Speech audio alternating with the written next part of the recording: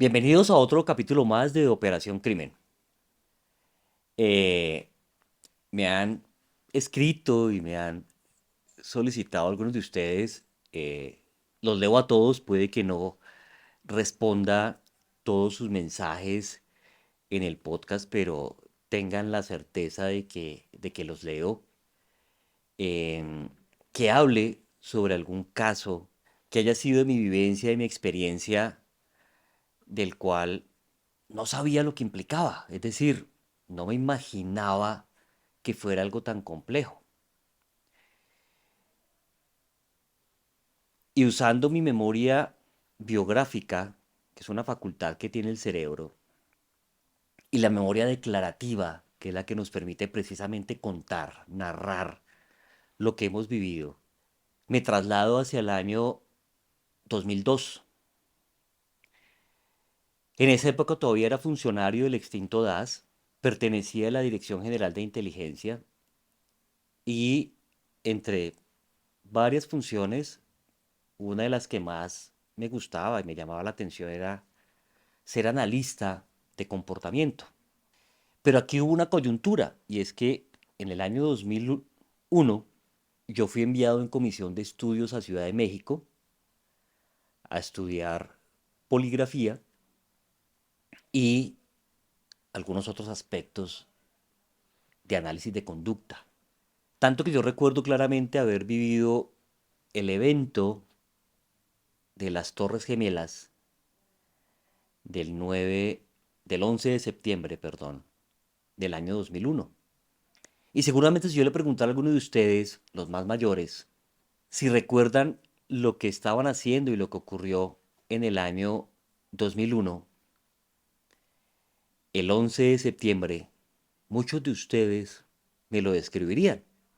Me dirían, claro, ese día yo estaba llevando a mis hijos al colegio cuando vi la noticia de las Torres Gemelas, o yo estaba trabajando y una gran algarabía, inclusive pueden recordar hasta cómo estaban vestidos, o estaba almorzando X alimento, lo recuerda porque nuestro cerebro tiene esa capacidad de anclar los recuerdos. Había unas, incluso teorías conspiratorias, diría yo, eh, muy mediático, aunque en esa época todavía no estaba el boom de las redes sociales, sobre un posible ataque con una avioneta a la casa de Nariño, donde se encontraba el presidente de esa época. Y recuerdo claramente que en un turno que yo tuve de fin de semana, donde había que apoyar unos informes de inteligencia que el DAS le proporcionaba al presidente de turno en una reunión, en un consejo de seguridad, donde había presencia de comandantes de fuerzas militares, de policía, recordemos que la policía no es una fuerza militar sino civil, armada, del DAS, de la fiscalía. Se hacía esa reunión y se hablaba sobre temas de seguridad que en ese momento preocupaban al país. Y el DAS tenía una gran facilidad con los analistas y era que podía hacer prospectiva, es decir, decirle al mandatario qué podía pasar con tal situación, cuáles eran los escenarios posibles a través de unas metodologías, a través del ciclo de inteligencia, de análisis, de otros elementos de tipo deductivo e inductivo, entre muchas otras metodologías. Recuerdo que se me pidió hacer un análisis de la probabilidad de que efectivamente hubiese un atentado contra el Palacio de Nariño, contra la Casa Presidencial, similar al que ocurrió el 11 de septiembre con las Torres Gemelas. Y dentro del análisis palabras más, palabras menos, yo concluyo que no era posible, que era improbable, por varios elementos, pero recuerdo haber sustentado el hecho de que en nuestra cultura, pues no había esa connotación yihadista, sí, del Corán, mal interpretado incluso por estas religiones extremistas, en primer lugar. Y en segundo lugar, que afortunadamente también por temas de tipo cultural, pues nosotros temíamos a la propia muerte. Es decir, que no iba a haber una especie de kamikaze o de alguien que se sacrificara estrellando una avioneta, un helicóptero contra la casa de Nariño. Hice tan buen informe que el director de inteligencia de esa época lo compartió con el director de la institución de la época y él dijo, quiero que el doctor Belisario me acompañe. Asisto yo a esa reunión, había, como lo dije anteriormente, altos mandos militares, generales, ministros, comandante de policía, jefes de inteligencia, y expongo yo mi análisis. Y recuerdo que un general de esos me dice, pero doctor, estoy en desacuerdo con usted, eso no puede ser posible. Nosotros tenemos una información de que casi que de manera inminente sí hay un grupo armado ilegal que tenía un plan para estrellar una aeronave contra el Palacio de Nariño. Y usted incluso porque afirma eso con tanta seguridad, me dice el general, si recuerde que aquí tuvimos muchos criminales suicidas, recordemos la época del narcotráfico, de los grandes carteles, el cartel de Medellín, comandado por Pablo Escobar, cuando los sicarios precisamente iban dispuestos a morir. Eran suicidas, me decía este general. Y yo le dije, mi general, con todo respeto, la frase con todo respeto es la antesala de que usted no piensa respetar. Le dije, mi general, discúlpeme, pero los sicarios no eran suicidas. Si hubiera sido suicida, el sicario no reza el arma, no reza los proyectiles de la pistola o del revólver y no se coloca un escapulario. Si hacía ese ritual es porque tenía temor a la propia muerte. Pese a que él ya concebía que podía morir precisamente en esa operación criminal de sicariato, no estaba convencido de entregar su vida. Entonces eso no lo tenemos en esta cultura general. Por eso considero improbable que una avioneta, un helicóptero, como usted lo afirma, estrelle la casa de Nariño de manera intencional. Y terminé mi exposición con esta frase, y espero, mi general, que la historia me dé la razón. Y hoy día, tantos años después, 25 años después, pues la historia me ha dado la razón. Eso no ocurrió. Y hay mínima, nula probabilidad incluso de que pueda ocurrir. ¿Por qué esta antesala? Porque precisamente a comienzos del año 2022, después de toda la paranoia que trajo el evento de las Torres Gemelas, eh, de todo el tema de la posterior invasión a Irak y todo lo que ustedes recuerdan en la historia,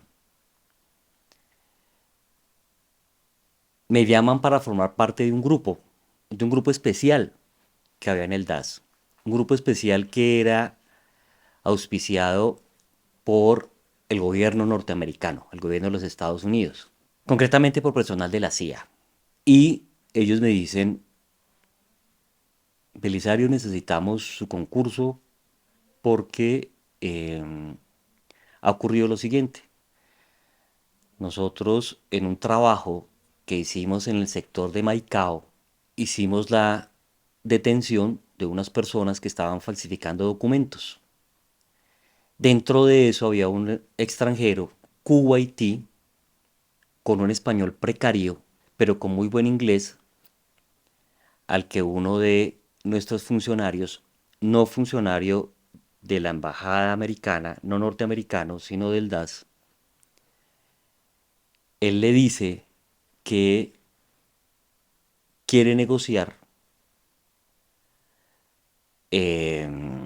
su situación jurídica, quiere entrar a un programa de protección porque tiene conocimiento de que en uno de los grupos donde él participa, no de los que fueron capturados, están falsificando pasaportes canadienses para vendérselos a Al Qaeda e ingresar a través de la frontera con Canadá a los Estados Unidos. A mí eso me parecía increíble. Y me dijeron, queremos que usted perfile a esta persona y le haga exámenes de polígrafo, que haga un primer examen de polígrafo para saber, junto con el trabajo previo de perfilación, de evaluación psicológica, pues que este tipo no sea un engañador, no sea un traficante de información, no sea un mentiroso patológico, que la información que esté dando de lo que él dice que conoce sea real, pues para que el personal de la CIA haga lo que debe hacer. Yo acepto la misión. De hecho, me reúno con una persona de la CIA.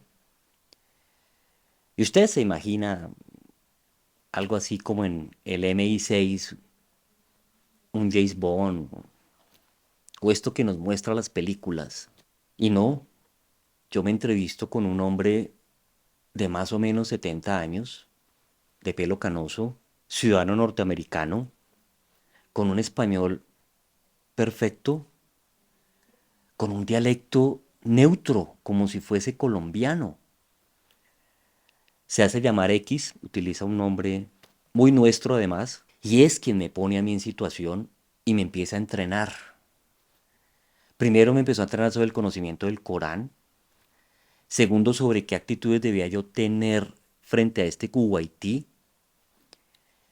Eh, por ejemplo, me dijo que cuando yo lo estuviera entrevistando, interactuando con él, jamás cruzara la pierna de esta manera ni le mostrara la suela de mi zapato, porque eso lo podía molestar, porque para ellos el pie y en especial los zapatos es algo sucio, que debía permitirle varias cosas en los encuentros, si él quería fumar, que fumara, si él quería un dinero para la manutención, pues que yo le tramitara ese dinero, obviamente auspiciado por el gobierno norteamericano, pero que jamás, ni por nada del mundo, mencionara que yo como funcionario del DAS estaba trabajando con personal del gobierno americano y obviamente mucho menos de la CIA.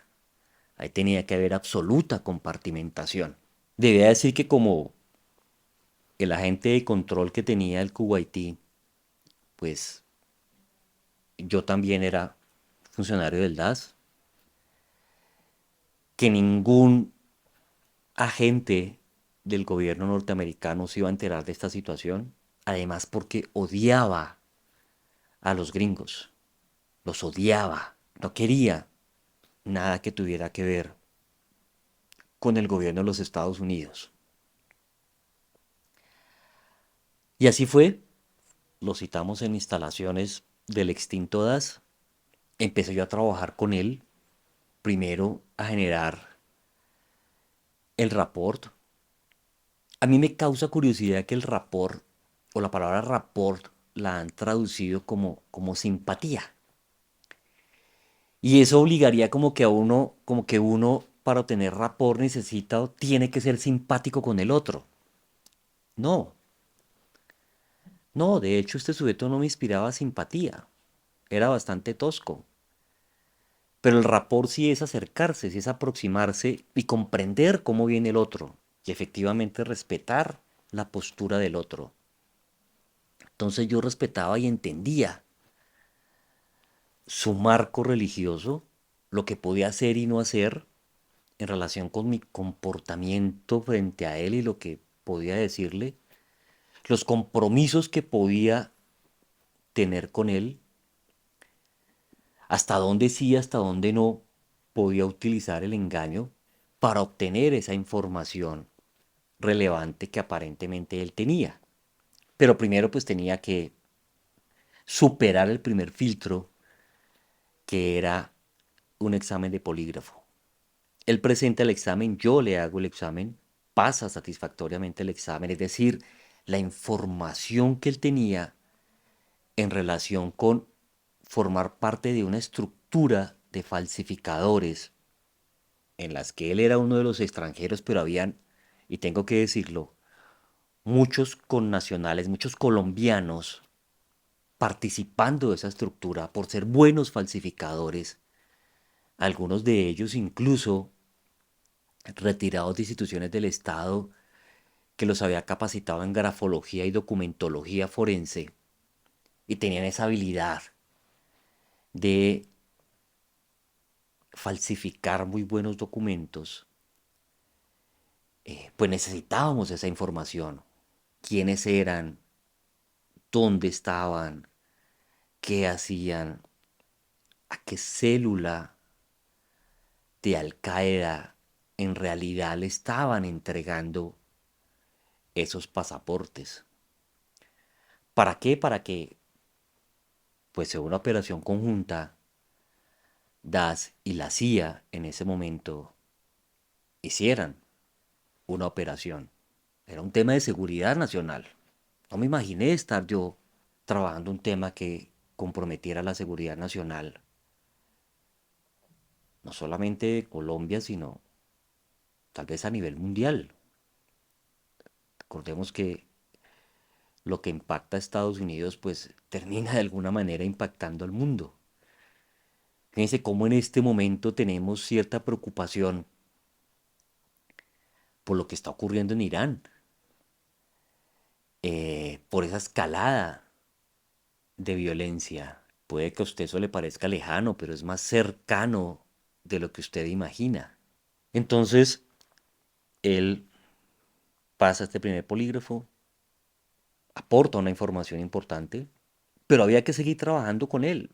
Y el trabajo era más o menos, en primer lugar, 3 veces a la semana, en un segundo periodo, 2 a la semana.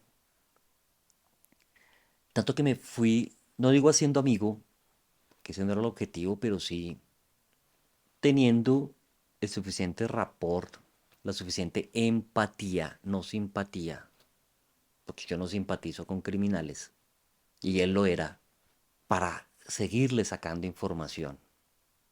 Y para seguir, tengo que decirlo porque a la CIA y a los agentes de inteligencia les importa eso y lo utilizan.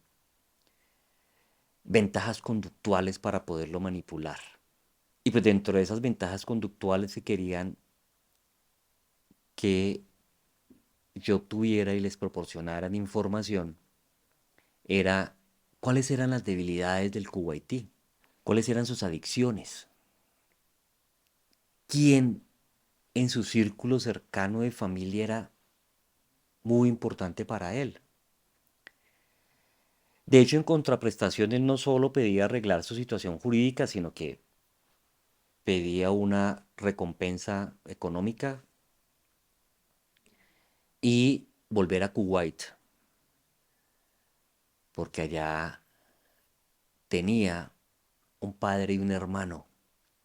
Me sorprendió que no había un vínculo con las mujeres, o con mujeres, mamá, hermana, esposa. Le preocupaba a su padre y su hermano. Y el compromiso que efectivamente los norteamericanos sí estaban dispuestos a cumplir era no solamente brindarle la recompensa, sino hacer que a través de la institución DAS pudiera regresar nuevamente a Kuwait. Entonces yo descubrí que dentro de sus debilidades, las adicciones son debilidades humanas, porque toda adicción secuestra nuestro cerebro, toda adicción hace que produzcamos neurotransmisores momentáneos de placer, dopaminérgicos, que generemos hábitos nocivos. Las adicciones son hábitos nocivos. Y él tenía, aparte de fumar, cosa que siempre hacía cuando estábamos en esa oficina en la que yo trabajaba con él, en ese espacio, fumar. Y debía permitírselo, yo no soy fumador. De hecho, me molesta el cigarrillo, me molesta un fumador cercano, pero debía entenderlo por la misión que estaba llevando a cabo. Fumaba, pero además de eso descubrí que tenía una adicción muy fuerte a la pornografía. Pero hace 24 años, pues la pornografía no era tan abierta y fácil a un clic como lo es hoy día con la cantidad de portales que hay de pornografía a todo nivel, sino que había en la ciudad de Bogotá ciertos sitios, la gran mayoría ubicados en el centro de la ciudad o en el sector de Chapinero, de algo que llamaban cabinas. Y las cabinas eran sitios donde hombres iban y entraban a un espacio muy reducido, consumían pornografía, se masturbaban, no sé qué más podía pasar ahí, y pagaban por ese tiempo. Él era un fuerte consumidor de esas cabinas. Entonces, el gobierno norteamericano daba un dinero para darle a él y que siguiera alimentando su adicción. Todo con el fin de que se sintiera bien trabajando con nosotros y dándonos la información, porque tenía que regresar nuevamente a Maicao y en Maicao ser una especie de agente doble para que me lo entiendan. ¿Sí? En términos técnicos se conoce como penetración. La penetración es cuando usted logra convencer a alguien del bando contrario del enemigo a que trabaje para usted, a que le dé información a usted. La infiltración es cuando usted, desde acá, del bando amigo, para que me lo comprendan, un agente nuestro se mete allá, se infiltra. Pero hacer esto era imposible, porque fácilmente sería detectado. En cambio, hacer ese proceso de penetración de este doble agente, pues era lo más funcional, lo más práctico. Así se hizo y así se logró, pese a que no fue una noticia mediática, todo se manejó con mucha compartimentación, desmantelar una red de falsificadores en Colombia, en esa región de la costa del norte del país, que efectivamente le hacía pasaportes a miembros de Al Qaeda para que ellos cometieran acciones terroristas en los Estados Unidos y posiblemente en Canadá. La operación fue exitosa. El informante kuwaití, tengo entendido que volvió a su tierra, no supe nada más de él, porque también hubo dentro de ese proceso un proceso de deslinde, es decir, donde uno ya cumple una misión y de ahí para allá usted no pregunta, ¿sí? Todo es muy compartimentado, ese es uno de los principios de la inteligencia, la compartimentación. Entonces no supe qué más ocurrió con él, pero sí supe de la operación que se hizo y del exitoso que fue. Tanto que después a quienes participamos en esa operación el gobierno norteamericano precisamente nos dijo que queríamos, si una bonificación económica, algún curso con los que dictaba en ese momento ICITAP, que era parte de la embajada americana que daba capacitación en Colombia para la época, o algo más. Y yo solamente pedí una cosa. Yo me acuerdo que le dije a esta persona de la CIA, a este hombre mayor, que me impactaba porque si usted se lo encuentra en la calle, si conversa con él incluso, jamás, jamás se va a imaginar que es un agente de la CIA, jamás. Le dije a él, yo solo quiero una cosa, la visa americana. Y él me dijo, no, Belisario, no está en mis manos darle eso. Eso no depende de mí. Lo único que yo puedo hacer es darle una recomendación escrita conseguir una cita prioritaria en la embajada. Usted va, se presenta y si el cónsul a bien tiene darle la visa, está bien. Si se la niega, no puedo hacer nada. Me consiguió una cita a las 7 de la mañana. Lo recuerdo perfectamente. También está grabado en mi memoria. Y fue motivo. Yo voy con el sobre, nunca supe qué decía el sobre porque no me estaba permitido conocer el contenido, solamente entregárselo a quien abría la ventanilla. Así fue, se lo entregué al cónsul. Él me hizo dos, tres preguntas y me aprobó la visa. Pero más que eso, la satisfacción fue haber contribuido en algo que jamás esperé contribuir, que jamás esperé involucrarme, o por lo menos de la connotación que no imaginaba. Ese fue el caso en el que me involucré y jamás pensé de manera intencional involucrarme. Gracias, gracias por escucharme de nuevo. Los leo en sus comentarios y hasta la próxima. Esto es Operación Crimen.